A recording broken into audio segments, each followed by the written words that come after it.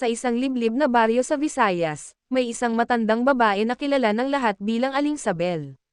Tahimik siya, halos hindi nakikisalamuha, at nakatira lamang sa isang lumang kubo sa gilid ng kagubatan. Ngunit sa likod ng kanyang katahimikan, kumalat ang usap-usapan na siya raw ay isang mangkukulam. Maraming kwento ang lumabas tungkol sa kanya.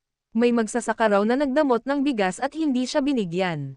Makalipas ang ilang araw, nagkasakit ng hindi maipaliwanag ang magsasaka, hindi gumagaling kahit anong gamot o albularyo ang lumapit.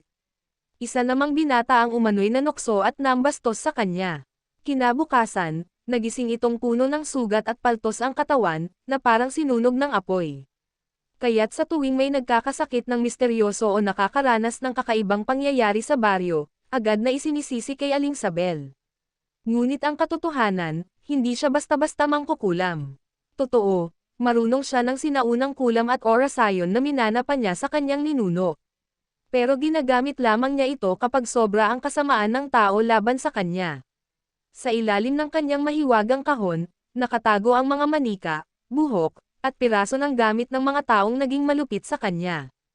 Isang gabi, may mga kabataang nagpasya na sunugin ang kanyang kubo dahil sa takot at galit.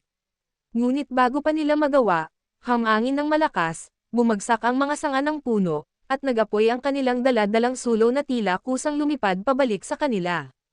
Nagkagulo at nagsitakbuhan ang mga kabataan. Kinabukasan, isa-isa silang nagkasakit, nilalagnat, nanginginig, at hindi makapagsalita.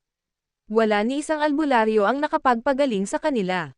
Tanging si Aling Sabel lamang ang may kapangyarihang magbawi ng sumpa. Ngunit dahil sa kanilang ginawa, pinabayaan niya ang mga ito hanggang sa tuluyang naglaho ang kanilang mga sigaw sa katahimikan ng gabi. Mula noon, wala nang nangahas na manghamak kay Aling Sabel. Hanggang sa kanyang pagtanda, nanatili siyang takot at hiwaga ng baryo, ang mangkukulam na walang awa sa mga lumalapastangan.